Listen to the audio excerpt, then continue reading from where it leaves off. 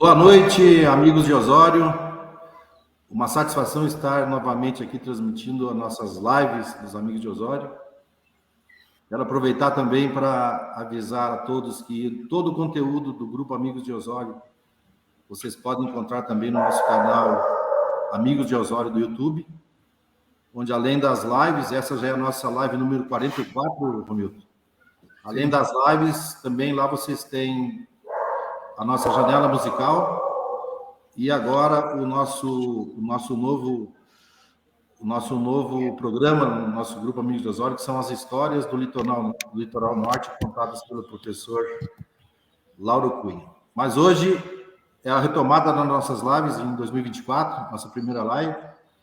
Estão aqui conosco o Francisco Alemão Ribeiro, lá em Porto Alegre, o Mário Sérgio Guberti, em Osório, e o nosso convidado especial, que dispensa apresentações aqui, o grande amigo meu e de Osório, Romildo Bolzan Júnior. Boa noite, Romildinho, como é que você está? Seja bem-vindo. Boa noite, um abraço, Batista, um prazer estar aqui com vocês.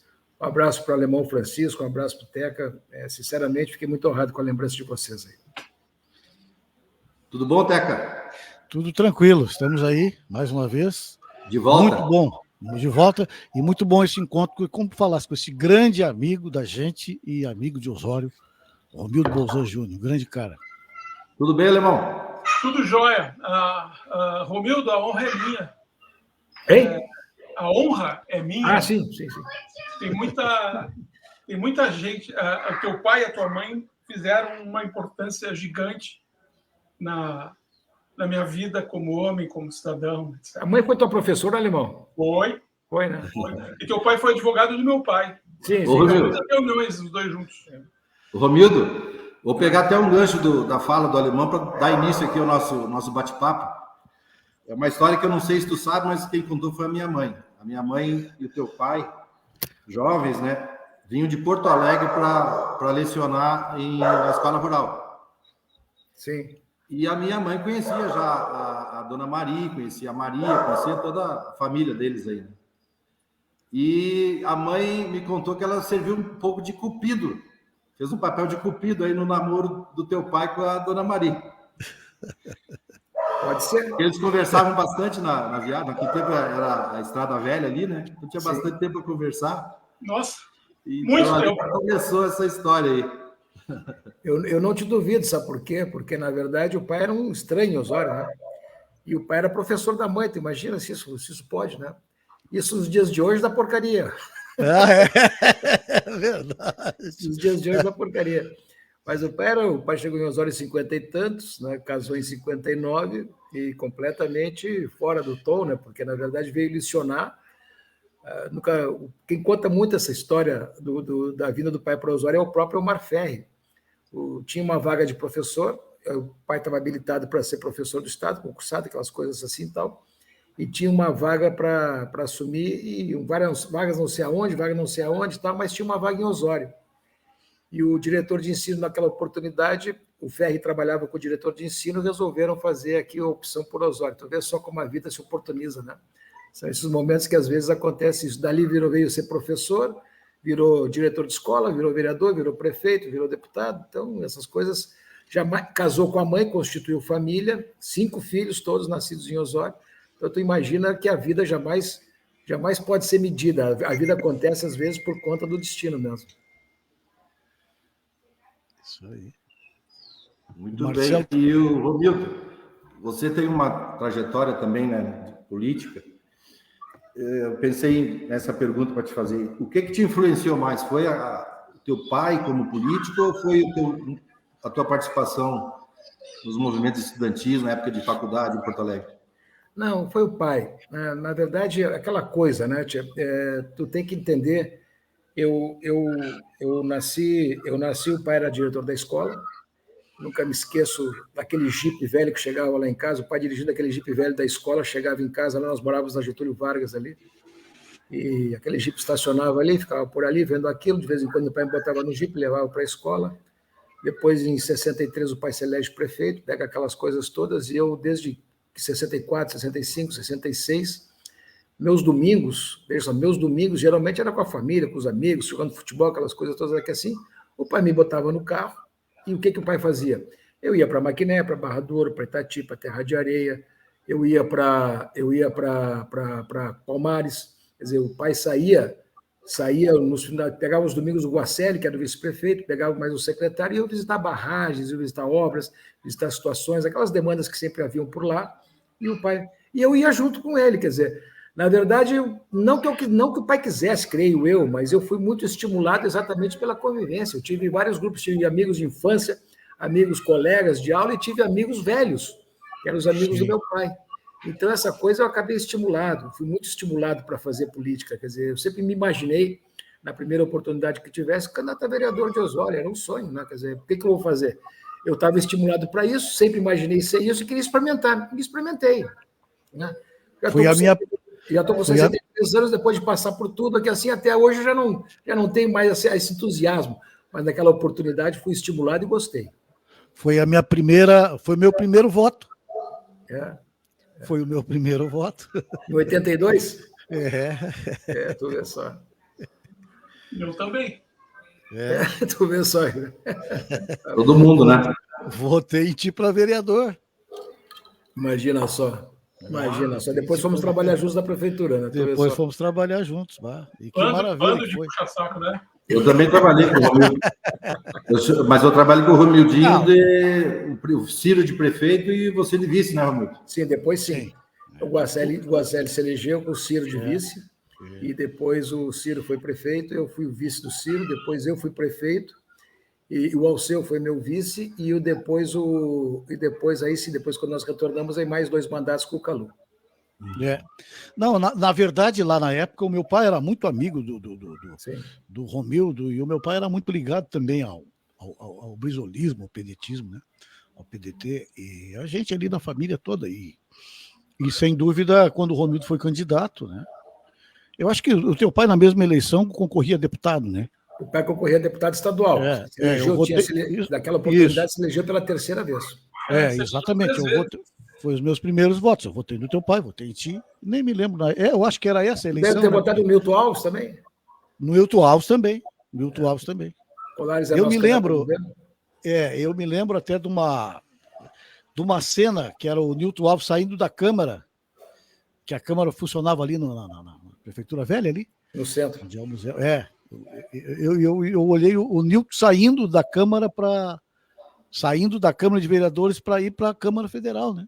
Me lembro dessa cena, a gente conversando com ele se elegeu. Aquilo foi 82, 82. Foi 82. Exatamente. Faz tempo aqui já, conosco, assistindo a Gislaine Cecim, o Denilson Martins da Silva, o Juliano Gonçalves, o José Luiz Saraiva Marques, a Fabiola Souza, Rejane Gustavo, Lisete Rolim, o Mauro Martins de Almeida, tem uma galera aí já curtindo aí, Romildinho. Lisete Rolim, hein? Não sei se vocês viram um vídeo que rolou um videozinho que rolou nas redes sociais essa semana, uma matéria produzida pelo Leandro Stout, que eu te mandei, Batista. Eu publiquei no grupo, Romildo. Muito bom. E ali aparecia, e a Lisete Rolim, que está assistindo, aparecia lá. Ela era mais Bela Preta do Rio Grande do Sul na oportunidade. Uma das primeiras que apareceu. Era uma garota propaganda de Osório, né? Todos os eventos que aconteciam, ela ia junto lá e tal. Não, quero mandar um beijão para a Lisete lá, que faz horas que eu não vejo a Lisete. E aí Boa noite, professora Zenaide. Boa noite. Oi. Quanto tempo? Tudo. Saudade. O 2024 para nós com bastante energia. Isso aí. Urra! Fala, Romildinho, como é que foi então eu lembro que você, não vou revelar aqui, né? Você é um ano mais velho que eu, tu deve estar com 63. Eu tenho 62, eu lembro de você jogando futebol ali. Eu era bonzinho, né? Eu era bonzinho.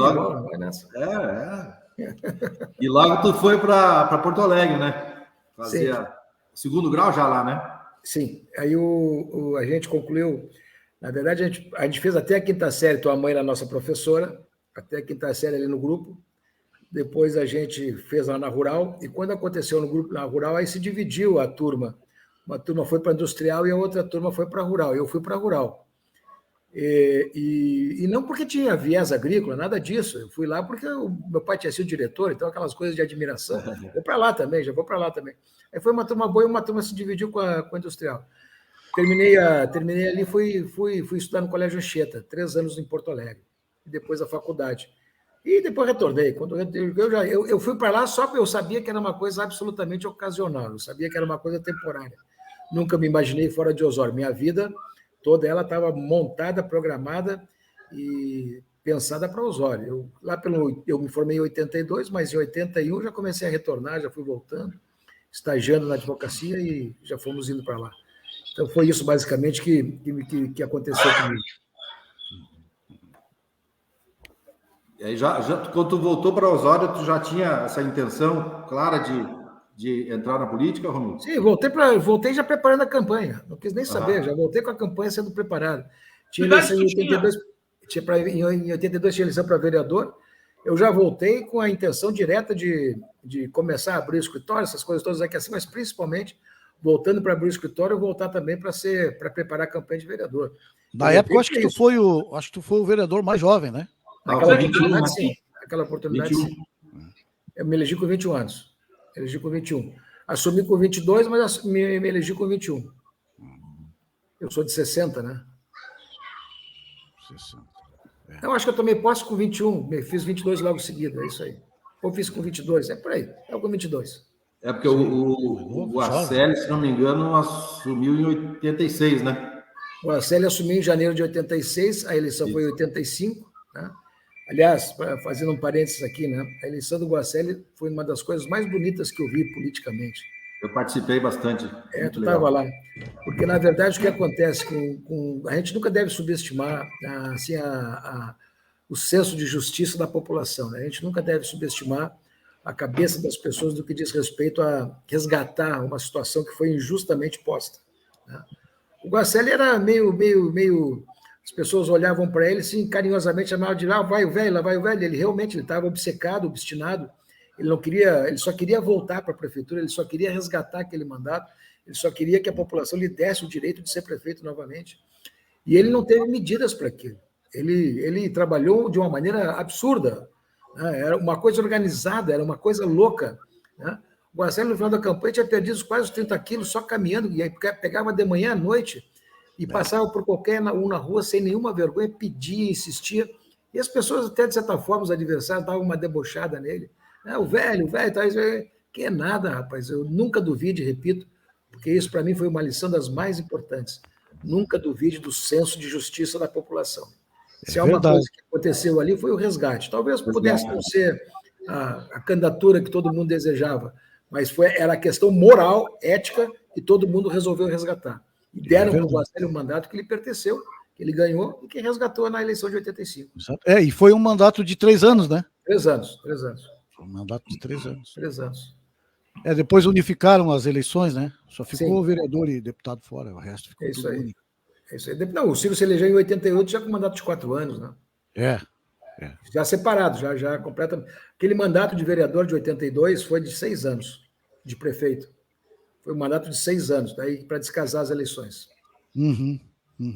Aqui conosco também, Neuza Martins, Leonardo Ribeiro, Everene Nunes, Gaspar Prates, o Dico de Paulo Ferrari, a Nara Maria de Almeida Zambuja, Paulo Teles, o meu filho aqui, o João Vitor, também está curtindo, e o Marcos Mainelli. Um abraço para todos vocês. Estamos aqui com o Romildinho, contando um pouco dessa história aqui para os amigos de Osório. O Leonardo foi vereador bem novo também, né? Nos elegemos juntos em 82. Foi juntos. Elegemos juntos. Naquela oportunidade, o PDS fez 8 vereadores, o PMDB 4 e o PDT 3. Aí, no meio da legislatura, o Gil veio para o PDT, ficou 4 PMDB, 4 PDT e 7 PDS, né? Mas o Leonardo se elegeu nessa leva, junto em 82. Foi isso aí, isso mesmo. Eu não me lembrava que era no mesmo ano, mas foi. Foi no mesmo ano. Leonardo Ribeiro. Romildo. E... Fala, Teca. Não, o Romildo, essas coisas a gente nunca fala em causa própria, né? Não por causa própria, mas eu tenho um relato que é muito interessante lá na prefeitura. A prefeitura, durante muito tempo, eu acho que em todos os lugares acontecia isso, né? A questão salarial da prefeitura, né? Então, tu pega a parte mais de cima, né? Tem a parte do meio, a parte mais de baixo lá, coisa e tal. E sempre que vinha aqueles reajustes, aumentos salariais, coisa e tal, essas distâncias aumentavam, né? Porque, na verdade, tu dava um aumento igual para todo mundo, né? Então, o cara que ganhava 5, ganhava 10%, ganhava 500, né? O cara que ganhava 1, ganhava 100. Né? Então, aquela distância aumentava. E nas gestões do Romildo, isso foi uma coisa importantíssima que eu achei, cara. E isso refletiu diretamente na minha vida. Porque o concurso, quando era lá na época do Ciro, quando abriu o concurso, eu fiz o concurso e, à época, o concurso que tinha para eu fazer era auxiliar de administração, não tinha outro. Naquela ocasião não tinha oficial administrativo e aqueles cargos melhores, que era o pessoal da digitação, eu não estava acostumado com aquilo, eu não mexia nisso ainda. E eu fiz auxiliar de administração e o padrão era baixo. E o Romildo fez 2 ou 3 reclassificações, né, Romildo? Eu fiz várias, porque, na verdade, depois no segundo mandato sempre tinha, né? Então, sim, né? Depois tu fizesse mais, mas as primeiras foi onde avançou, porque aí o que ele fez, né? Ele fez aquele aumento diferenciado, não, parou um pouquinho. O aumento maior vai ser para as categorias de baixo e veio trazendo. E é a oportunidade de fazer, né, Teca? Porque, na verdade, se tu fosse dar um aumento fora da reclassificação, que tinha uma previsão legal para ser feita de tantos em tantos tempos, se tu faz aquilo fora da reclassificação, tu não pode, de certa forma, equiparar as carreiras, tu não pode melhorar os níveis, tu não pode criar uma condição. Não pode nada, tu vai dando igual, né? Aí tinha que ser todo mundo igual. Naqueles momentos era exatamente a origem que tu podia trabalhar, vamos dizer assim, um desequilíbrio. Nunca me esqueço que os primeiros paradigmas sempre foram os municípios, os cargos dos municípios da região, para a gente exatamente ter um padrão. Mas depois, tu olhando o nosso quadro, a gente procurou exatamente diminuir as diferenças gritantes que haviam, né? Para não ter uma situação de descontrole ou na carreira, ou para não ter uma situação muito injusta, ou uma diferença muito grande de salários. Isso foi corrigido bastante. Isso muito, mas foi sensacional aquilo ali, foi uma das coisas que repercutiu muito positivo na classe dos trabalhadores todos. Claro que sempre pega lá a parte de cima, às vezes no primeiro momento o pessoal, mas o nosso aumento vai ser menor, sim, mas claro, né? Mas olha, funcionou muito bem. Eu me lembro assim de 3 importantes assim que mudou radicalmente isso. Mudou radicalmente. Sim. Talvez não tenha chegado lá no nível que se imagina, mas parou bastante aquelas diferenças. Mas depois, principalmente no segundo e no terceiro mandato, a prefeitura de Osório era uma fonte boa pagadora, era uma fonte em condições de vamos fazer assim uma coisa importante, né? Porque essa história de serviço público sem comprometimento do servidor não existe. O servidor tem que estar contemplado, o servidor tem que estar comprometido com a sua função, tem que estar comprometido com o projeto, e, se possível, o servidor público tem que estar absolutamente identificado com o projeto, de modo que ele possa desenvolvê-lo e, principalmente, aprimorá-lo. É muito importante que o servidor, às vezes, eu estou convencido que, hoje em dia, né, principalmente numa situação como a nossa, que há uma certa deteriorização das relações no serviço público, que se tu construir projetos, principalmente na área da saúde, na área da educação, na área da segurança, que possam ser objeto de coparticipação, coformulação e, principalmente, corresponsabilidade na sua execução, nós vamos avançar uma enormidade na qualidade da prestação de serviço. Eu estou convencido que hoje a gente tem que chamar todo mundo para dentro e vamos fazer o seguinte, nos ajude a construir uma didática, uma forma pedagógica, uma forma de como vamos tocar isso para qualificar os serviços da população. Claro que isso tem a retribuição financeira, não é simplesmente uma situação, aqui tu toca, não, isso tem a retribuição financeira. E eu creio que isso é fundamental para o sucesso de qualquer administração pública. Isso é fundamental para qualquer resultado. Servidor desconectado da situação funcional não acaba não prestando um bom serviço e na qualificação fica prejudicada. Agora, se tu estimula eles, isso aí vai ser uma beleza. Claro. Ninguém faz nada sozinho, né?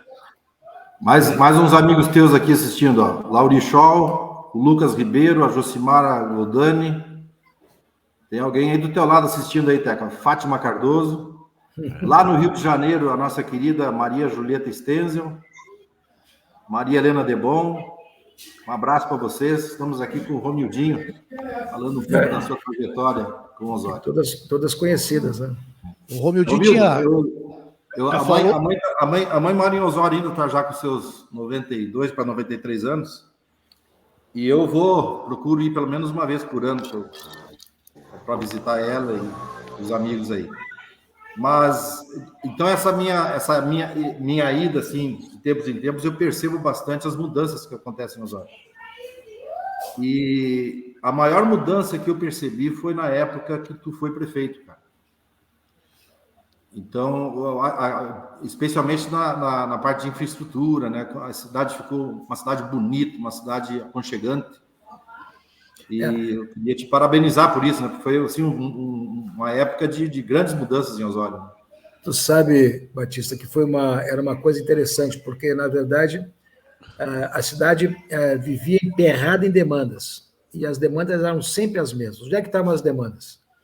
Como é que nós vamos fazer crescer o morro? Como é que vai se desenvolver o morro?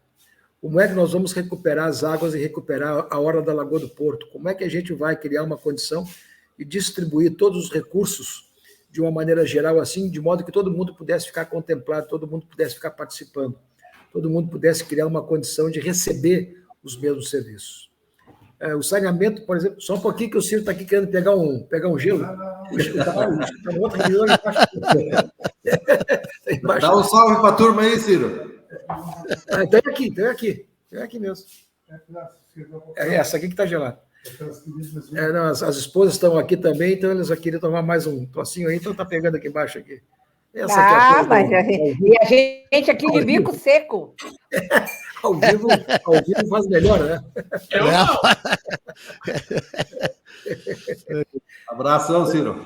Mas, viu, então, na verdade, o que a gente fez naquela oportunidade? A gente fez, vamos dizer assim, um projeto que as grandes demandas da cidade tinham que ser postas em prática, né? E eu reputo que eu me recordo, depois de 8 meses de governo, a gente deu ordem de serviço para asfaltar o morro, e depois veio a sua iluminação, depois veio o paradouro lá em cima, depois veio também a questão do centro de atenção, de recepção das pessoas, se formou um museu ali. Depois eu me recordo que a gente trabalhou muito fortemente na recuperação da orla da Lagoa do Porto, que era uma área degradada da cidade, ninguém conseguia chegar, era um mato só. Estimulamos, fizemos de tudo para conseguir o projeto de saneamento da cidade. O projeto de saneamento da cidade ficou buscado, foi construído por um financiamento federal tomado pelo município de Osório, né, que era uma demanda antiga da cidade. Quer dizer, uma cidade como a nossa, se não tiver a visão de preservar as águas, tu jamais vai construir um projeto adequado, tu tem que fazer a preservação das águas. Tudo caía in natura nas Lagoas do Porto, na Lagoa dos Barros, então tu tinha que trabalhar essa ideia de uma maneira absolutamente prioritária. Conseguimos o financiamento, repassamos esse financiamento à Corsan, a Corsan tocou a obra e, lamentavelmente, depois, por uma situação absurda dessas questões, foi judicializada a matéria. E no momento que foi judicializada a matéria, então criou-se uma situação que, até os dias de hoje, embora 2 governadores tivessem vindo inaugurar a obra conosco, até os dias de hoje não funcionou, por incrível que pareça. Parece que agora as coisas estão andando porque há uma preocupação muito forte de fazer funcionar, não por causa do sistema da questão ambiental, mas principalmente também porque a Corsan tem que arrecadar. Ela tem um sistema para operar, não opera até hoje, não cobra pelos serviços até hoje, tem que operar. E a questão da infraestrutura da cidade também foi possível fazer. Então, quer dizer, vamos urbanizar a cidade, de modo que ela pudesse ser uma cidade absolutamente agradável para todos. Então, aquilo que foi feito, aquilo que tinha o centro de equipamentos urbanos, boa iluminação, boas praças, boa pavimentação, enfim, todo aquele ambiente de serviços públicos foram repassados também para a questão dos bairros. Então, tu anda em Osório hoje, tu não vai encontrar nenhum bairro que não tenha os mesmos serviços que o centro tem. Mas, mais do que isso, foi também levado para os distritos. Os distritos, tu vai a Osório hoje, naquela oportunidade, começou o processo de urbanização dos distritos. Tudo isso para quê? Para tornar uma cidade mais receptiva, mais segura, mais tranquila, uma cidade que pudesse ser objeto de um bem-estar para todos aqueles que aqui vivem, para aqueles que vêm, para aqueles que aqui podem também habitar, podem vir morar. Enfim, era uma situação que era uma demanda existente. Tanto é que se a gente hoje a gente tem que ter uma visão pública de outras prioridades. Né? Muito mais. Aquele momento avançou bastante nessas questões. E hoje nós podemos melhorar mais ainda, qualificar mais ainda. Mas foi um momento da cidade, foram 8 anos que a gente procurou criar uma condição de vamos definitivamente construir, consolidar e criar os serviços urbanos adequados para a cidade. Mas é impressionante essa coisa da usina de tratamento ali.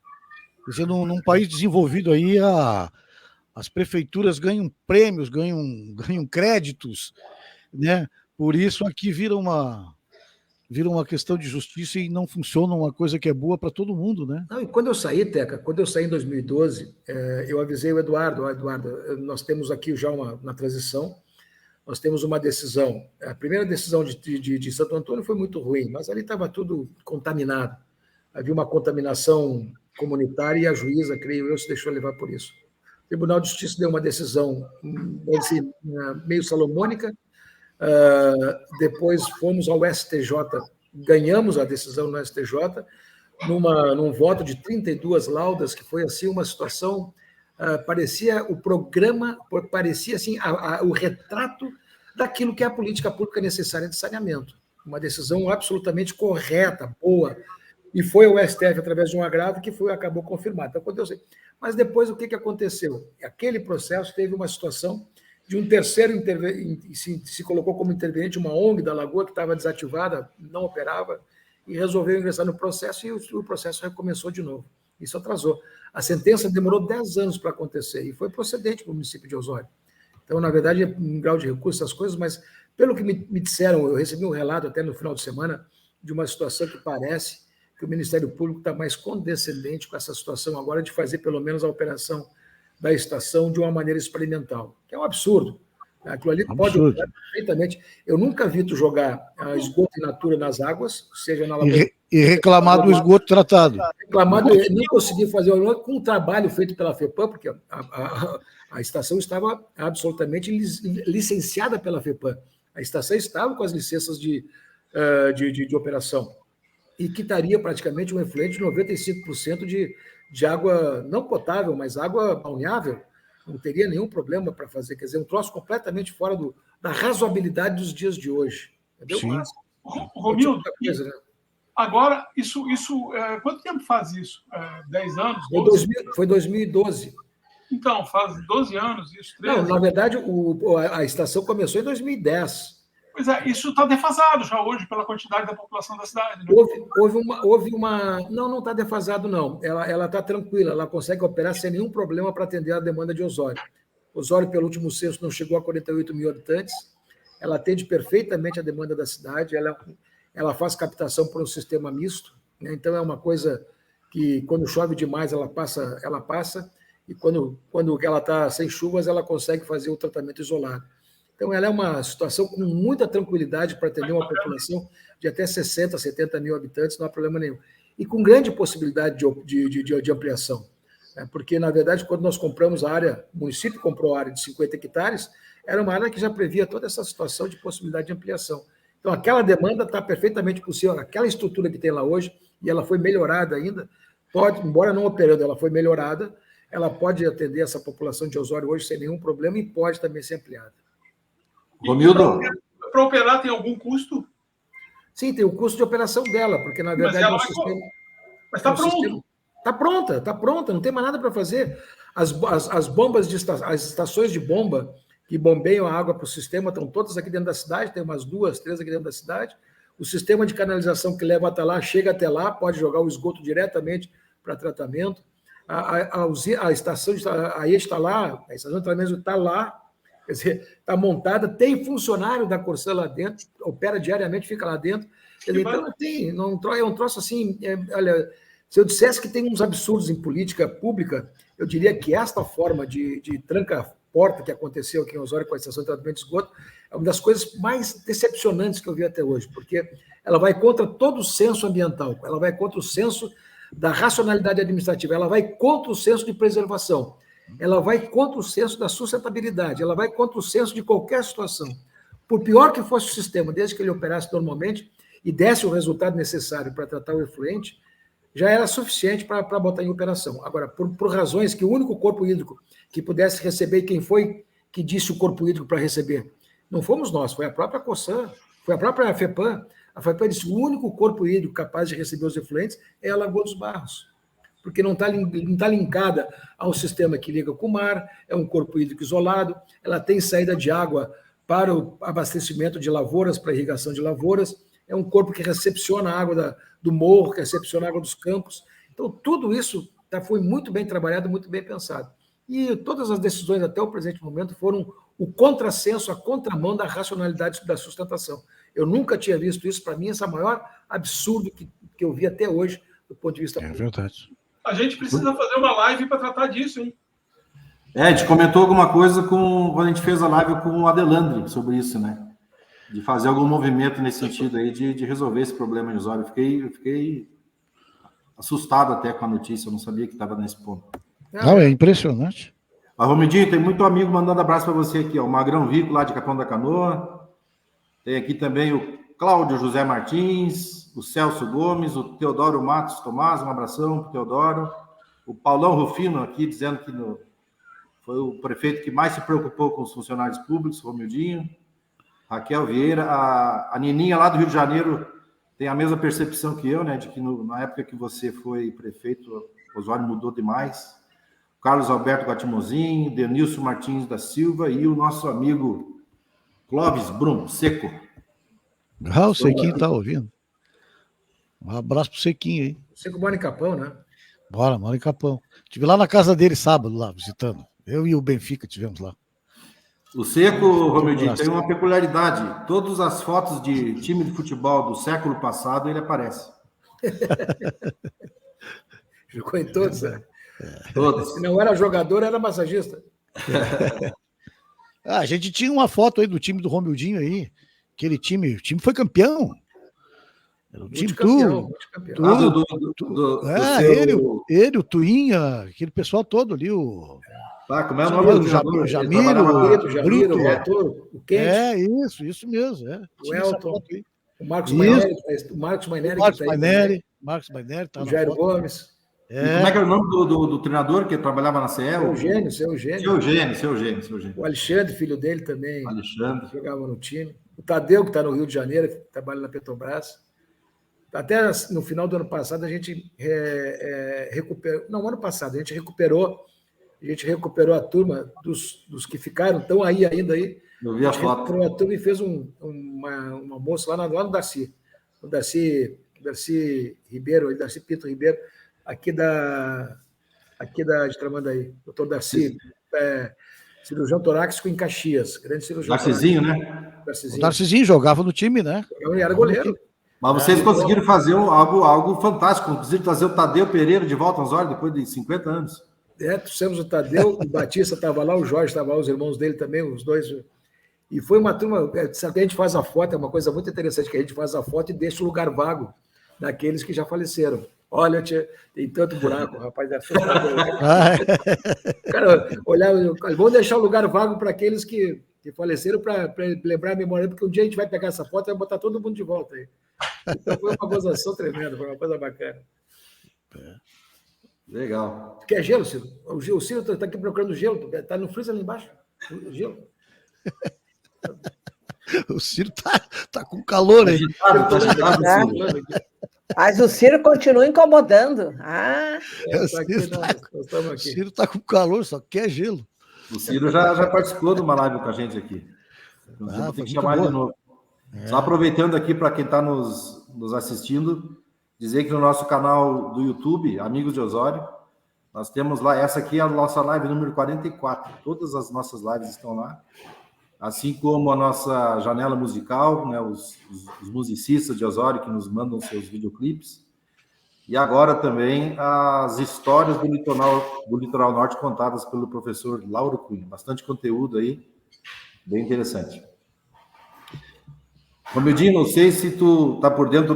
Essa live aqui faz parte de um projeto, Romildo. A gente quer resgatar um pouco da história de Osório, que tá. O professor Lauro gosta de falar muito, né? Que não só Osório, mas as pessoas não gostam muito de mexer com a história e resgatar fatos históricos, né? É uma pena, né? Mas nós temos essa intenção, né? Criamos o grupo, o projeto, né, de fazer uma exposição fotográfica, montar um acervo de fotografias. O alemão é um dos especialistas nessa área aí de imagens, e montar essa exposição aí um período que a gente pensa em fazer em uma semana, convidar pessoas da comunidade para fazer rodas de conversa, apresentações culturais, musicais, enfim, um negócio bem bacana aí, que quando a gente tiver a oportunidade de explicar melhor para você. Eu acho isso fantástico, sabe? Nós chegamos ao ponto aqui em Osório de ter que fazer réplicas, né? Eu era prefeito, a gente fez as réplicas da estação ferroviária, do hospital antigo, da igreja antiga, do obelisco antigo, de uma tafona, de um casario antigo da cidade, exatamente porque nós não cuidamos, não preservamos a nossa memória, né? O que tem no centro, basicamente, hoje, de prédio antigo é o Hotel Amaral, que está um pouquinho descaracterizado, mas é a única coisa que remanesceu, vamos dizer assim, do tempo de Osório da Praça Antiga, né? Porque o Cine Central, que ainda está ali, é uma fachada, mas por dentro já não tem quase mais nada.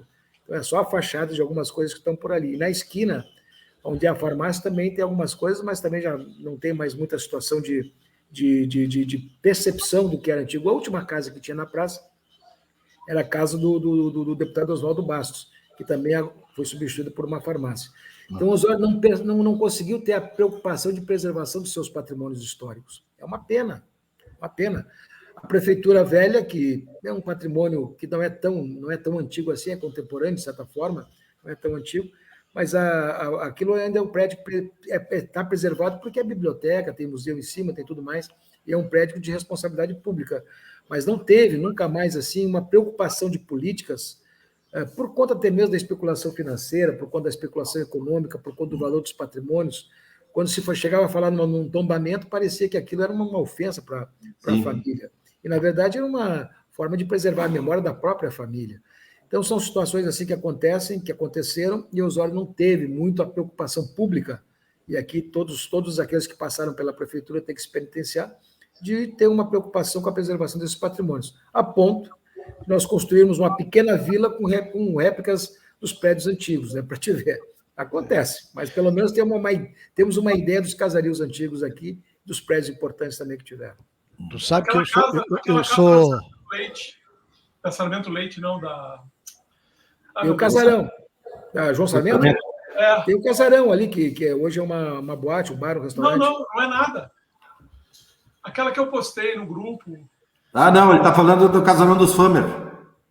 Sim, do Ângelo Famer ali? Isso, lá em cima. Sim. A arquitetura da época, está ali ainda, pelo menos a fachada. Por dentro eu não sei. Eu acho que nem usam para nada ali, eu acho. Eu acho que está fechada a casa, né? Tu sabe, Romildo, que eu sou nascido em São Gabriel. E alguns anos atrás a gente foi a Ribeira, fazer um passeio lá em Ribeira, e aí o Dadá, a gente estava com o Dadá, e o Dadá resolveu, quando chegamos ali, ele foi abastecendo um posto de gasolina, era a entrada de São Gabriel, né? Aí ele disse, tá aqui a tua cidade, vamos entrar nessa tua cidade aí que eu quero ver essa porcaria aí que eu não conheço aí. Eu disse, olha, eu faz muitos anos que não venho aí, eu vim aí quando eu era jovem, né? E aí entramos. E a cidade tá lá igual, ela é toda tombada. A fachada. Aí esses dias até, engraçado, eu vinha fazendo uma volta pelo morro aqui, saí em Santo Antônio lá, e tinha uma blitz da brigada ali, aí o cara me parou, pediu a carteira, coisa e tal. Aí ele deve olhar a documentação ali, veio de lá, o senhor é de São Gabriel, né? Não, eu também sou de São Gabriel, ele disse. Que legal, né? Achei um conterrâneo aqui, aí disse, achei bacana que eu tive lá alguns anos e as cidades, as fachadas são todas preservadas, intocáveis. E prédios assim na cidade não saiu quase nada, um ou outro prédiozinho de 3 pisos, e a cidade é toda tombada. Eu conheço bem lá. Fantástico. É fantástico. Mas a cidade... Uma correção aqui, o Paulão mandou aqui, o seu Eugênio trabalhava no presídio, não na... No presídio, ele era administrador do presídio. Mas a cidade que eu mais vejo assim com essa preocupação de cuidado com a preservação do patrimônio histórico é Jaguarão. Jaguarão é fantástico. Jaguarão é lindo, né? Lindo. Aquela beira de rio, aqueles prédios ali. Aquela arquitetura, né, cara, com Antônio Prado também. Com imagens, aquelas arquiteturas com imagens ainda, né? Antônio Prado é da colonização italiana. Eu tive em Antônio Prado no final do ano passado, e a avenida principal ainda preserva uma série de construções de casas com esse estilo da colonização italiana. Lá também está bonito, mas é uma parte só que foi conservada, não é a cidade inteira. Mas é uma coisa muito bonita também. Viu, Romildo? A gente fala da questão dos prédios, né, da arquitetura açoriana que está se destruindo, mas também a gente se preocupa com a questão cultural, né? A gente conversava no ano passado, numa live com o pessoal da tribo moçambiqueira, e a gente colocava até que muitas crianças hoje, jovens, não conhecem a cultura, a tradição dos Moçambique. Isso, inclusive, deveria fazer parte do currículo escolar das escolas municipais, né? Como outras coisas também da região. E não só isso, né? Na própria propagação da cultura também. O negro que veio para cá, ele construiu uma cultura própria.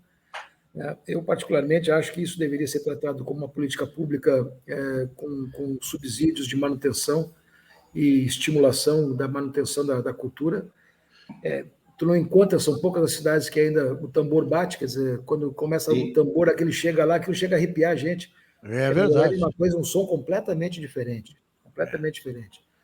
E aqueles velhos moçambiqueiros que faziam aquilo lá, eu tenho na memória, isso aqui era criança e vi isso aqui acontecer em Osório.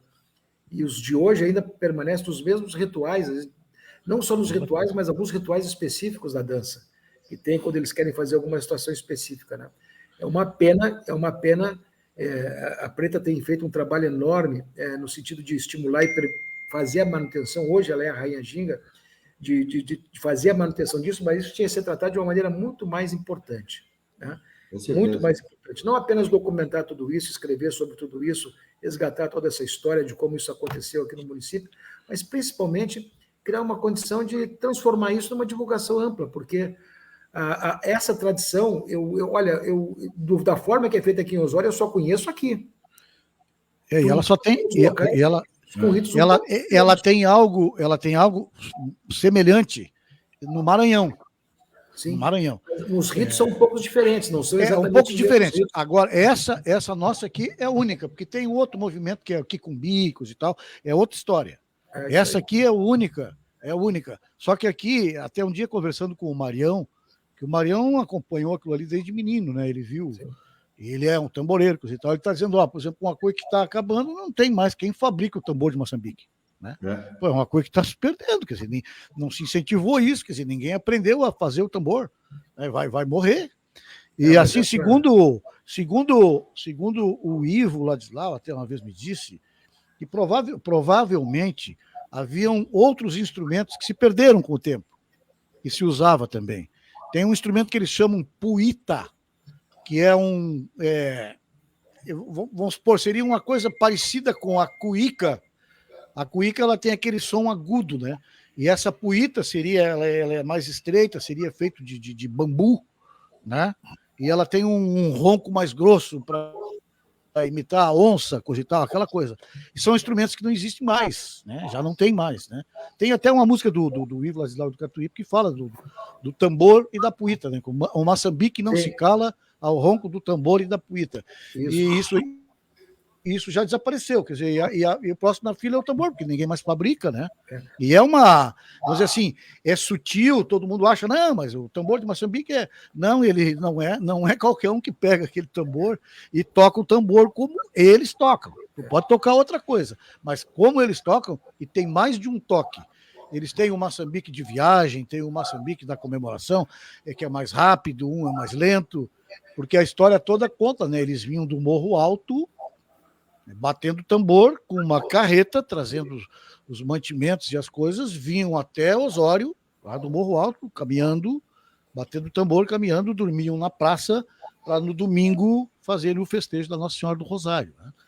Então, isso aí é uma coisa que tem que, como o Romildo disse, tem que fermentar muito mais. E isso que o Rangel está dizendo é verdade. Se tu trouxer isso para a família negra de Osório, né, para a criança negra, para ela sentir orgulho daquilo, para saber, olha, isso é uma coisa nossa, né? Trazer isso para a escola, trazer para a comunidade. É tão importante, Teca, que até ritmo musical, que fez uma manifestação musical impressionante. Quer dizer, essa música moçambiqueira, tu encontra aqui, tu não encontra em outro lugar. Esse ritmo, tu não encontra gente fazendo música com esse tipo de ritmo, com esse tipo de melodia. É aqui, entendeu? E os artistas que fizeram as músicas são culturalmente vinculados daqui. Ninguém mais faz isso. Vamos combinar, é gostosíssimo escutar. É gostoso, é gostoso. Inclusive, é uma pena, né, que aconteceu o que aconteceu agora com o Paulinho de Casa, ele está tentando se recuperar e tal.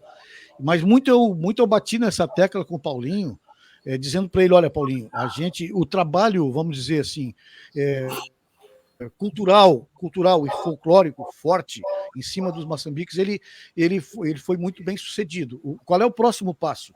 É tornar isso popular. É isso. E aí é mais difícil, é muito mais difícil, né? É um nicho na cultural, verdade, né? assim, É um nicho cultural muito vinculado aqui. Isso, então assim, para tu trazer isso para... ele está falando ali que é ventre livre a música, é ventre livre. O Juquinha mandou aí. Nós defendemos essa música lá em Santo Antônio, da Patrulha. Foi uma repercussão muito grande. E essa questão do Maçambique, para tu trazer ele para o popular, o que eu sempre discuti? Claro, o tambor é o centro da história, porque ele que te dá a célula. O tambor e a maçacaia. É o que te dá a célula rítmica, né? O tambor. Mas, assim, por exemplo, o samba também, né? O que dá a célula rítmica são os tambores. Mas, pô, é comum tu ver um cara só com violão tocar samba. Nós precisamos trazer isso para o Moçambique. Tu tocar um Moçambique só com violão. Aí a coisa começa a ficar uma música mais popular e não só uma música lá da festa, do folclore ou do festival de música. E isso é complicado, é difícil de fazer. Muito difícil. É muito difícil tu mudar tu botar isso aqui na parte popular, né? Que na verdade... o Catuípe, eu me lembro. Se tivesse um grupo permanente de Maçambique em Osório, que pudesse fazer um circuito, né, nas escolas, fazer festivais, fazer... Não, outra coisa, a própria dança. A própria dança. Lá na escola, tu pode ter um grupo de dança da escola que dança o Maçambique. Fazer um festival de grupos de Maçambique. Pode fazer isso aí, pode fazer. Mesma coisa com o Terno de Reis, né? O Paulinho de Casa, numa época, ele incrementou nos festivais, ele levava um grupo de dançantes jovens e com coreografias adaptadas, né? Não rigorosamente as mesmas que o grupo folclórico lá usa, mas adaptadas àquilo, com as vestes, etc. Muito bonito lá em Santo Antônio, eu vi isso, foi de arrepiar. Muito bonito, muito bonito. Romildo, eu sou muito saudosista e tenho muitas recordações boas de Osório, né? E você, me conta o que você lembra da tua infância, juventude, que te traz saudade? Eu me lembro de tudo, tia. Por Deus, eu me lembro de tudo. Eu me lembro do Grupo Escolar General Osório, que era uma gostosura. Era tão gostoso que a gente não saía de lá, quer dizer, se tu não estava estudando, tu ia jogar bola no carecão de trás ali, quer dizer, era uma coisa fantástica. Me lembro do tempo da Rural, que foi o melhor tempo escolar de todos os tempos, porque daí tu já estava um pouquinho mais guri. E a escola rural te proporcionava tudo, né? Tu tinha ali o que tu quisesse, quer dizer, era uma escola ampla, era um pé de morro, tu tinha campo de futebol à vontade, cancha de atletismo à vontade, tu tinha cancha de basquete à vontade, tu tinha tudo. Tinha horta, tinha fruta. Tinha horta, fruta, e mesmo que a gente não tivesse a mínima vinculação com o negócio, eu nunca me esqueço, rapaz, sabe que uma vez, nas aulas de técnicas agrícolas, essa é uma coisa que nunca me esqueço, a gente foi lá fazer o troço e o professor Rui Pascotto, que era professor de técnicas agrícolas, pediu para a gente buscar um latão de 20 litros de água, né? E foi eu e o Batista, o outro teu xará, o Batista Camargo Gomes. Fomos lá pegar um latão de 20 litros, chegamos lá, rapaz, era muito pesado. E aí nós voltamos lá, vamos mentir que tinha um troço aqui. Chegamos lá para o professor, tem uma cobra aqui, tem uma cobra, que assim não precisamos latão, né? Evidente, né? Nós achando que o professor ia se michar pro negócio, mas onde é que tem cobra? Sabe o que ele nos fez? Nos pegou pelo cabelo e botou a cabeça dentro da água. Então, quer dizer, como é que eu vou esquecer disso, tio?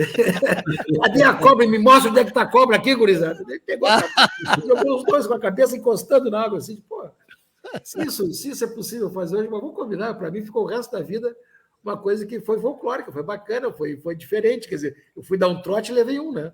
É uma coisa maluca. Fui Pascotto, foi meu professor também. Semana passada era uma coisa de outro mundo. E professores da melhor qualidade, nós pegamos assim, vamos dizer assim, o que tinha de melhor na oportunidade aqui em Osório, né? Todos os professores, o top do top do top, dava aula na escola pública. Essa E uma época que os professores eram muito valorizados, né, Romildo? O professor era muito valorizado. Era um dos melhores salários que tinha. Não, meus pais eram professores, os dois eram professores e os dois eram classe média. Né? Eu tenho a minha mãe era professora. 5 filhos. A minha mãe era professora. A minha mãe era professora, então eu tenho uma escala assim, que eu me lembro do tempo que o professor tinha carro e viajava à Argentina de carro. Né? Depois ele começou a ir de ônibus, depois não foi mais. Uma das pessoas mais valorizadas na cidade eram os professores. Tem uma coisa que eu lembro muito lá da Rural, era a comida daquele bandejão. Eu adorava aquela comida, sempre gostei, tem um cheiro. A minha sala de aula tinha a janela virada para a cozinha e muitas vezes eu sentia aquele cheirinho na hora do almoço, que era bem bom. Saudade disso. Lembrei disso. E a preocupação dos nossos pais em ter que atravessar a BR-101. Isso. Então, o movimento de pais todos se movimentaram para quê? Para fazer aquela passarela. A única coisa que eles não imaginavam é que eles não iam todos os dias conosco para... Ninguém passava pela passarela. Tu acha que não ia dar a volta por cima? Tá louco. Tu via aquele troço de bicicleta? Eu não. Ninguém usava. Nós passava direto por baixo. Mas eles se preocuparam conosco a ponto de ter conseguido construir uma passarela que vinha da cidade para a escola. Eu morei um certo tempo na 101, ali na altura da 101, perto da subestação da Sé. Sim. E eu ia de bicicleta para a Rural. E muitas vezes eu fui empurrando a bicicleta e voltei sem pedalar, por causa do vento. Foi muito difícil. Muitas vezes. Nordestão. Mas aí, se tu vem, tu vem. Mas no Nordestão, se tu volta, tu não anda. Não. Descia da bicicleta e empurrava. Sem chance. Rapaz, essa história do vento é terrível, porque eu era bem novo, o Silvio Benfica, o Seco, a gente trabalhava na Rádio Osório. Eu trabalhava à noite, né? Eu trabalhava das 8h30 da noite às 11 horas. Fazia o fechamento da rádio. E às vezes à tarde, depois eu saía do colégio, do Conceição, eu ia para a rádio e fazia um bico ali. Mas uma vez por mês, eu tinha que abrir a rádio. Era com todo mundo, era uma escala. Uma vez por mês, tu passava uma semana abrindo a rádio, às 6 horas da manhã. Inverno, cara, mas inverno daqueles. Tu tinha que levantar às 5h30 da manhã para poder tomar um cafezinho, coisa e tal, e ir para a rádio. E o cara vinha, rapaz, quando era aquele minuano. Eu vinha pela Manuel Marques da Rosa, sempre na reversa ali, né? Vinha reto pelaquela. Só pegava vento nas esquinas, rapaz. Quando dobrava na esquina da rodoviária, ali atrás, né? Ali no Alemão, meu Deus, que batia aquele minuano naquele corredor da rodoviária, tu tinha que curvar e botar a cabeça para baixo, senão não andava, meu velho. Teca, tu te lembra de como era 15 de novembro naquele trecho? Ali da Jorge Dariva até a escola? Sim, era ligado. Era um mato de eucalipto, era um corredor de eucalipto. Sim, me lembro. E a esquerda ali era campo, era um potreirão. Sim. E jogávamos bola ali no cantinho, tinha emparelhou-se um pouquinho na esquina lá da Jorge Dariva com a 15 de novembro, onde é a rodoviária hoje, tinha um campinho. Não ali, não onde era a rodoviária. Na 15, em direção mais para o... a gente atravessava por ali. Ali era o trajeto para Rural. Ô, Romildo, o pessoal está perguntando qual é o sabor do suco que tu está tomando aí. É Camparizinho. E é vermelho, viu? E eu tomo vermelho também. Romildo, nós conversando muito interessante a live que a gente fez com o Adelandre. Sim. E a gente falava do assunto sobre as lagoas, a gente falava um pouco sobre a questão do tratamento do esgoto em Osório, a gente falava um pouco da cultura, enfim, todos esses assuntos que a gente acabou comentando aqui. Eu trabalho hoje com projetos no agronegócio no conceito que a gente chama de plataforma de sinergismo, que pode ser aplicado em qualquer setor, não só no agronegócio. Por exemplo, Osório, lagoas, a vela, pesca, a gastronomia, né, o peixe, a cultura dos Moçambique, a música litorânea, juntar todos esses fatores, a serra, né, o Morro da Borrússia, juntar isso e tentar formar algo, porque eu acho que o Osório tem um potencial turístico fantástico ainda para ser explorado. E juntar isso numa grande plataforma de sinergismo para alavancar esse potencial turístico que o Osório tem. Eu acho claro, usando seguramente a iniciativa privada para isso. Né? Eu acho que essa faceta de Osório é uma faceta ainda... É aquelas demandas que ainda a gente não conseguiu organizar.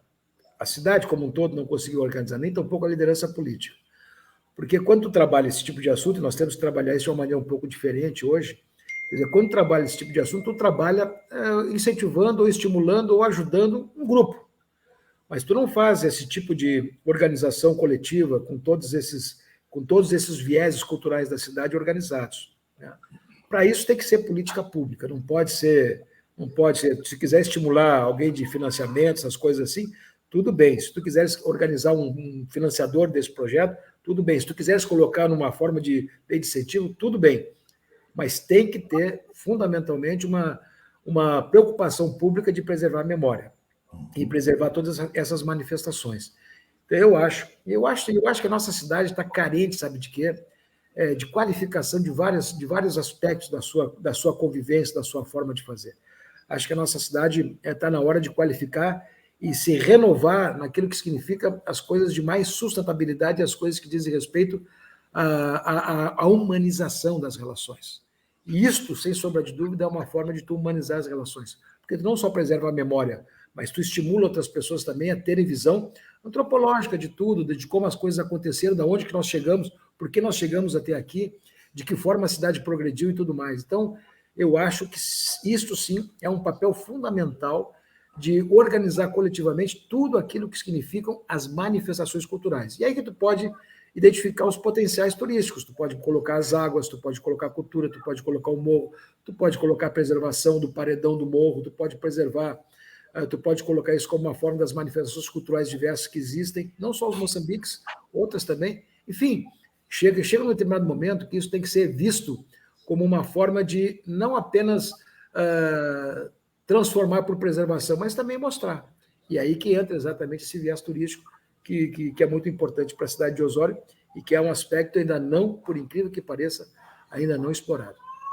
Hoje eu estava escutando a Rádio Gaúcha e aí estava uma repórter da Gaúcha, não me lembro o nome dela. Estava naquele programa com o Paulo Germano, aquele Matos, coisa e tal, ali à tarde. E aí ela estava falando, como eles vêm muito para o litoral, agora no verão, ela estava falando das alternativas que o litoral tem, e ela citou o Morro da Borrússia. E começou a falar do Morro da Borrússia. Diz, olha, é um programa que tu pode fazer, passando pela estrada ali em Osório, tu pode fazer em meia hora, subir no morro e lá no Mirante, dar uma olhada, descer, como tu pode levar o dia inteiro. Aí ela falou da rede dos lugares, as cascatas que tu tem para assistir, para tu ver lá os sítios, as pousadas, os restaurantes que tem, né? Aí ela citou até, o Dodô é o mais famoso, mas tem outros, coisa e tal, que tu pode, né? Então, assim, é um programa para tu fazer. Ela disse, olha, tinha um pessoal que eles estavam juntos, que falaram, a gente sempre passa aqui, nunca subimos esse morro, subiram, os caras estavam encantados, ficaram encantados com aquilo que conseguiram ver, né? Se tiver uma estrutura mais bem montada, melhor ainda. Eu nunca me esqueço a repercussão que deu quando a gente iluminou o acesso do morro, porque tu passava de fora e tu via aquele serpenteamento de luz, tu não imagina que ali tem uma estrada. Né? Mas aquilo ali, sem sombra de dúvida, aquilo foi pensado exatamente, vamos começar a fazer o primeiro marco, a coisa mais importante que pode atrair gente lá para cima, que é ter um acesso adequado. Sim, um acesso adequado, confortável e seguro é a primeira coisa que tu pode fazer para as pessoas se estimularem a subir. Né? Claro. E naquele primeiro momento deu muita visitação, né? Porque, na verdade, veio também o Mirante, veio depois mais a rampa lá na frente e tal. Então, tudo isso acabou estimulando muita gente, mas não se manteve. É uma coisa, por incrível que pareça, parece que as pessoas são desistentes das coisas. Elas vibram no começo, gostam de participar no começo, participam no começo, estimulam de levar, mas depois acabam desistindo, porque para nós é tão simples a qualquer momento ir lá e a gente não vai. E não vai. Não, tem muita gente daqui que eu acho que nunca subiu ali. É bem provável. Bem provável. É incrível. E esse morro aí é uma coisa fantástica, porque a gente, como tu diz, a gente acostuma, né? Eu moro num apartamento aqui, eu tenho a visão para o morro, então todo dia eu acordo, eu venho aqui na porta, eu sempre olho para o morro, tenho a mania de olhar lá para a rampa. Nunca me esqueço dos Resgatando Pessoas de Osório, né? Nunca me esqueço, uma vez eu vi uma entrevista, eu acho que foi um artigo do Dr. Flávio Silveira, do falecido, nosso pediatra. Aí ele colocou que a coisa que ele mais gostava era, pela manhã, quando acordava, dar uma olhada para o morro. Quer dizer, isso era um patrimônio para ele. Né? É verdade, é verdade. A gente está tão acostumado com isso que às vezes a gente nem percebe que tem tudo isso aqui e é uma coisa exuberante. Né? Isso aqui eu estava uma vez Tava o Joel da Col, estava junto ali onde era eles tinham borracharia, tinha um posto, tinha churrascaria ali da Col, né? Ali no Rossi, ali. Aqui na 101, né? Uhum. Me lembro como a cantina. A cantina. Sim. Era uma churrascaria fantástica. Os ônibus paravam ali, excursões, coisa e tal. E a gente olhou assim e notou que tinha uma senhora que ela desceu do ônibus. E ali é outro ponto, né? E ficou pasma, olhando para aquele morro ali. Aí o Magrão chegou e perguntou para ela, não, o que é isso? Não, eu estou simplesmente impressionada com a beleza disso aqui. E ele, pois é, a gente está tão acostumado aqui que não. Né? Ela estava pasma, simplesmente olhando para o morro. Não tinha nada, tu sabe que aquilo ali, a prefeitura, quando era prefeita, a gente comprou aquela parte, 13 hectares e meio aproximadamente, do lado da brigada. Uhum. Aqueles 13 hectares e meio eles são tão assim, estratégicos para a cidade de Osório. Se quiser um dia desenvolver um projeto turístico, e na oportunidade se tinha um projeto que ligava a lagoa, estrada e subir o morro, né?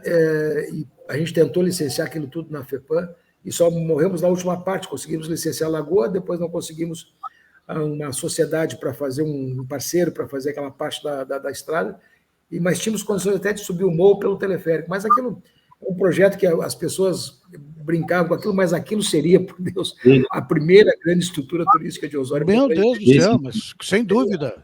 Sem dúvida, porque ali estava previsto. Eu vi o projeto lá, te lembra? Acho que foi início, quando começou a se falar em realidade virtual, né? Fizeram aquele projeto todo, mostraram. Falaram em loucura, devaneio. Olha aqui, na época não era um troço simples, rapaz. Já fizeram isso em quantos lugares? Aonde tu chega numa cidade que tenha isso, né?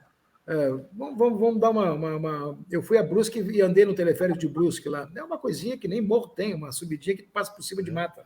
Entendeu? Aí tu vai ali a Camboriú. Tem ali em Camboriú, Laranjeiras, né? Laranjeiras, aí é bem mais importante. Não, ali é maior. Vai e desce.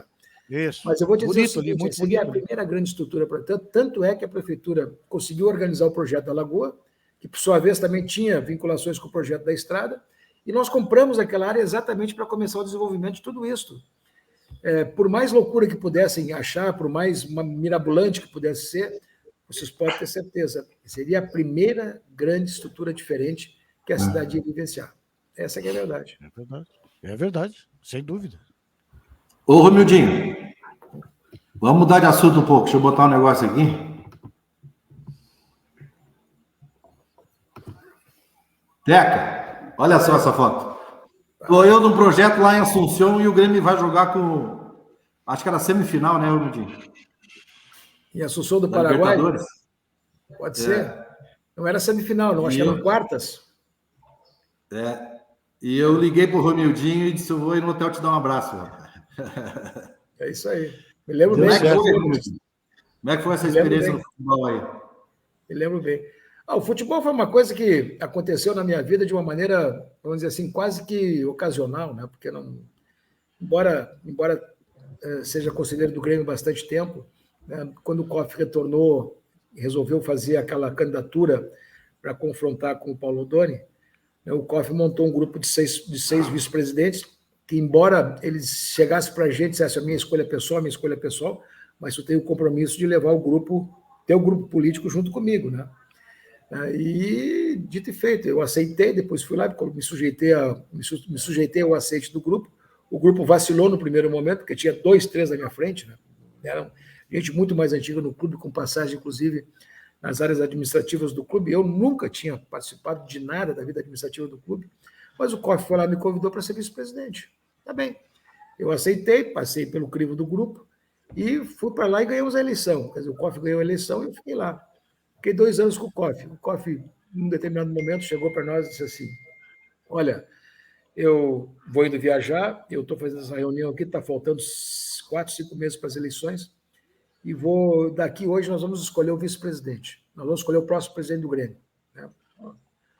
E eu imaginava que aquela reunião estava se programando para isso, e o COF começou a perguntar individualmente para cada um, fulano e tal, tu quer ser presidente do Grêmio? Eu disse, não. Perguntou para outro, quer ser presidente do Grêmio? Não. Perguntou para outro, quer ser presidente do Grêmio? Não. Perguntou para o quarto, tu quer ser presidente do Grêmio? Não. Chegou para mim e perguntou, se tocar para mim, eu quero. Chegou para o sexto e perguntou para ele, disse assim, e aí, e tu quer ser presidente do Grêmio? Senhor? Eu tenho que consultar meu grupo. Aí o COF olhou para ele e disse assim, tu tá fora, então.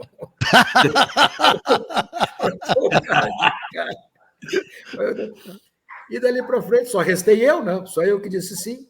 Né? E aí foi aquela história. Mas até vinha a confirmação da candidatura e até vinha efetivamente a consolidação dessa decisão, demorou um tempão.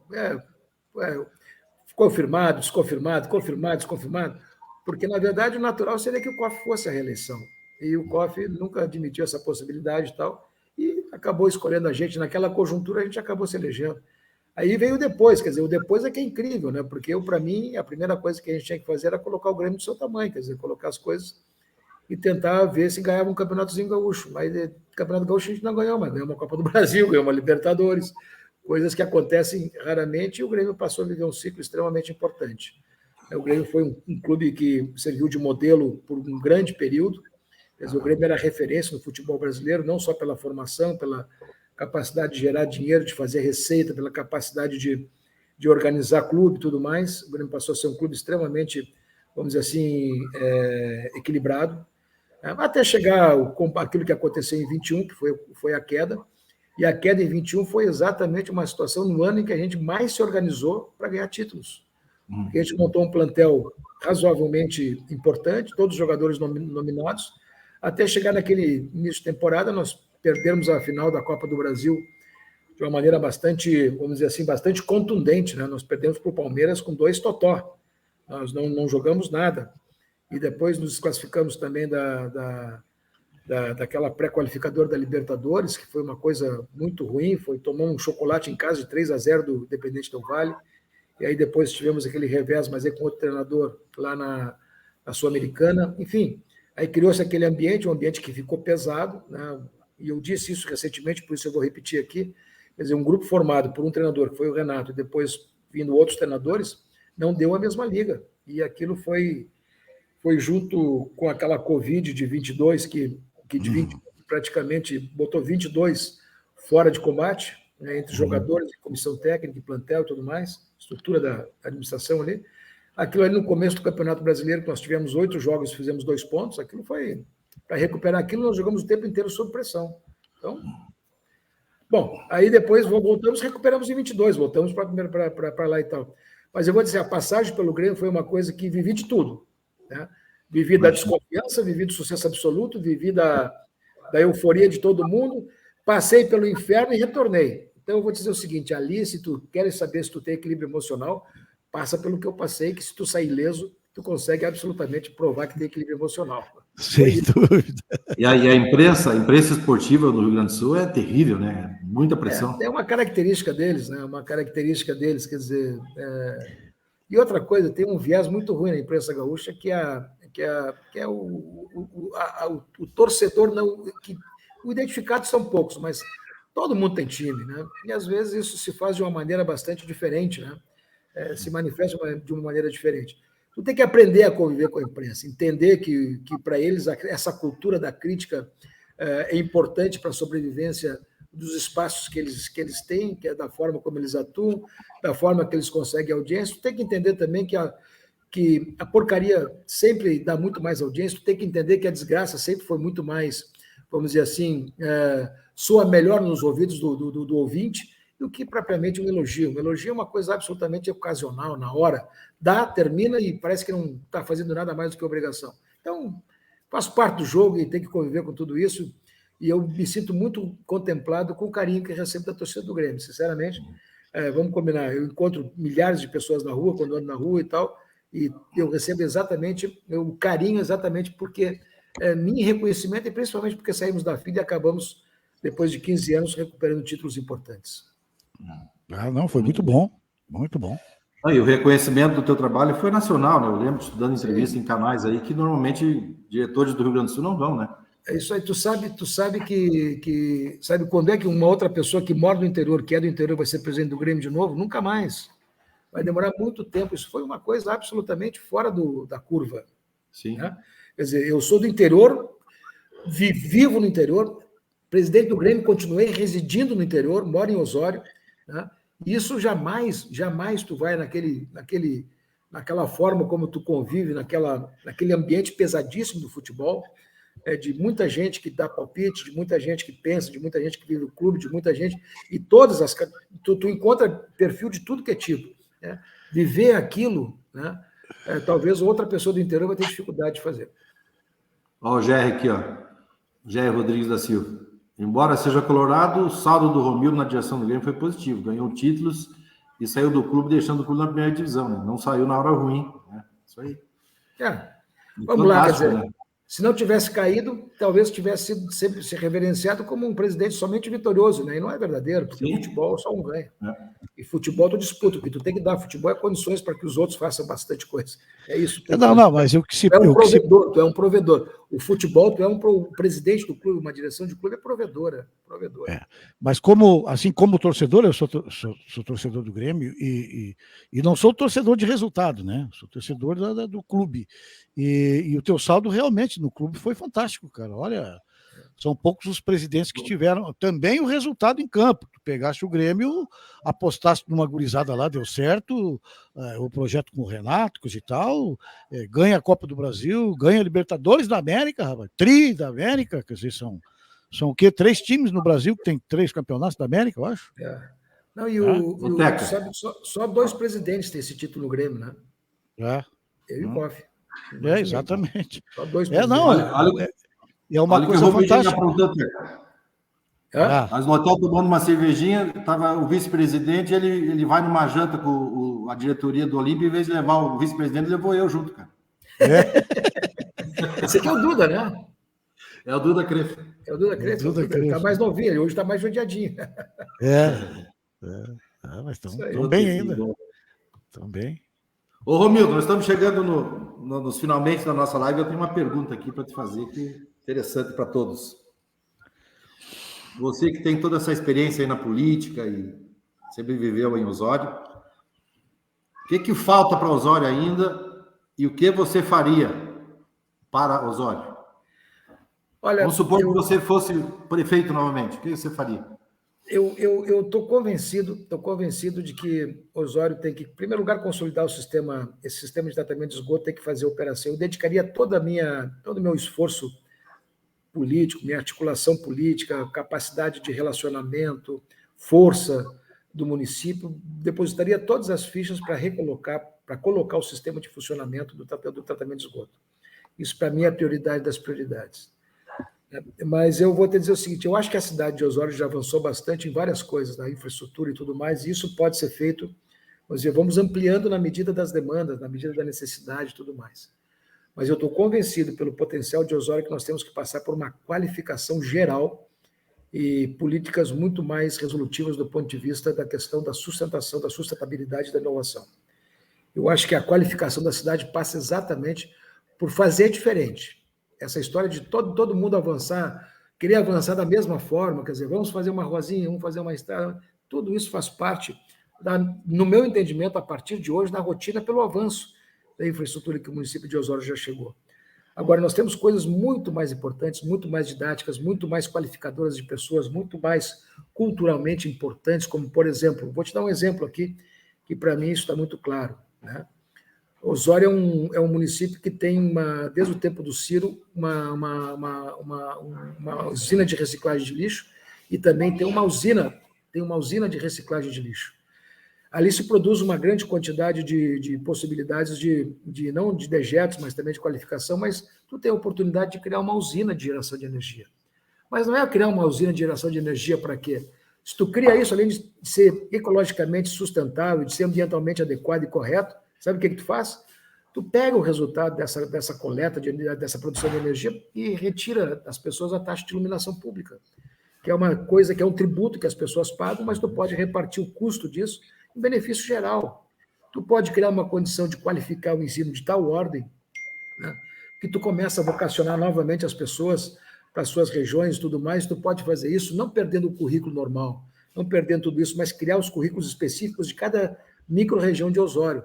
Passinhos tem um currículo específico, o Água Pés tem um currículo específico, O Morro tem um currículo específico que atenda às demandas da vontade das famílias e que possa fixar cada vez mais e gerar pessoas que possam ter as vocações despertadas através da escola, e principalmente da rede municipal.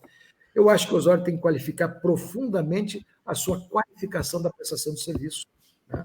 Não é mais possível que hoje nós tenhamos falta disso, falta daquilo, falta de horário, falta disso, mas nós temos que criar uma disponibilização geral de qualificação de serviço, que significa, na verdade, uma contraprestação à altura do que as pessoas dignamente merecem receber. Não é por acaso que tu fica só 8 horas aberto. Se tu tiver que ficar 10, 12 horas aberta, fique 10, 12 horas aberto, mas termine tudo isso com uma absoluta capacidade de resolver o problema das pessoas, qualidade da prestação de serviço, em todos os sentidos. Então, eu acho que muito mais hoje a cidade de Osório, se fizer uma grande conservação e ampliação daquilo que precisa, mas a cidade de Osório precisa de inovação e qualidade. Nós temos que trabalhar muito a questão da qualidade daquelas pessoas que vai. Isso vai significar também trazer mais aportes de investimento. Então, essa história de não ter essa visão também empreendedora, que é um equívoco, nós temos que ter a visão empreendedora. Mas a cidade já oferta hoje energia, a cidade já oferta infraestrutura, a cidade oferta condições para tudo isso. A cidade de Osório, nesse momento, estão sendo construídos 7.000 lotes entre condomínios abertos e fechados.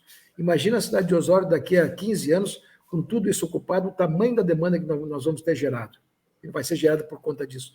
Então, o Osório precisa, efetivamente, se preocupar em qualificar todos esses meios de prestação de serviços de uma maneira muito mais forte e adequada.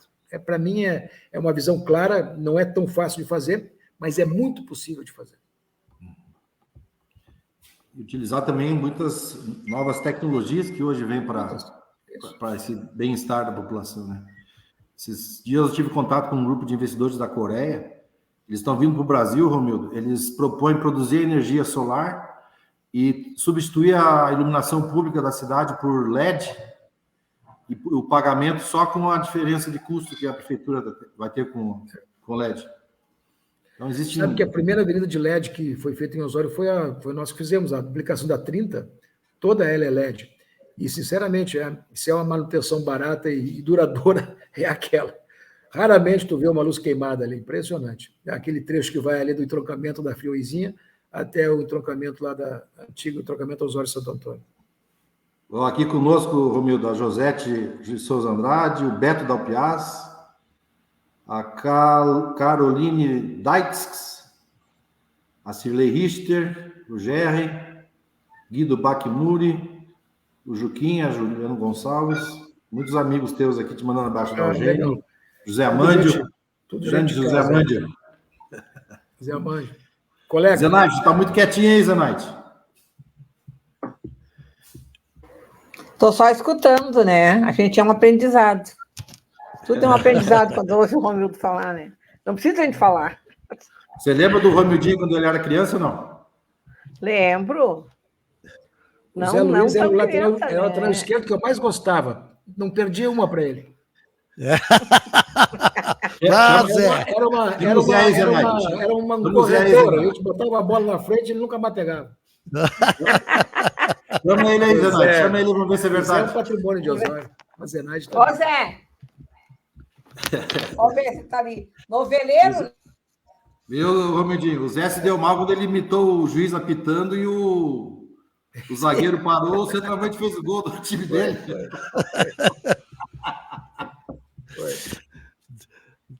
Tomou o contraveneno. Isso aí. Olha só, tá aí forma. Boa noite, forma. Zé. Você é da cama? Boa noite, mano. Tava relaxando um pouco. Ó, Romildinho, fala para ele aí, ó. Eu estava dizendo aqui, quando jogava bola, a maior felicidade que eu tinha quando jogava contra ti. Era botar a bola na frente e só buscar na linha de fundo. Era uma barbada. Te lembra? Uma avenida. Te lembra? Uma avenida. Te lembra? Eu me lembro nessa época que tu estava fazendo a faculdade de Direito, e quando vinha nos fins de semana, às vezes quando vinha nas férias, tu jogava contra nós. Eu não gostava muito de marcar. Eu não gostava muito de marcar, tu era bom, ponta direita daqueles habilidosos, sabe? Ô, tempo bom aquele, né? Se era bom, lembro até hoje, com carinho. Bom. Tudo certo, Zé? Tudo certo. Eu tenho que te procurar uma hora para te bom. ver uma hermenêutica jurídica para mim, viu? Vai lá no escritório, vai lá no escritório. Vai lá no escritório. Tá bom. Vai te aposentar, Zé? Já estou aposentado, já faz tempo já. Está na hora de começar a trabalhar de novo. Vai ter carnaval esse ano em Osório, Zé? Não, que eu saiba, não. Meu Deus do céu. Não vai ter carnaval esse ano, que eu saiba, não. Não teve feira do livro, não vai ter carnaval. Não vai ter nada. Tá difícil. Tá ruim as coisas. Mas...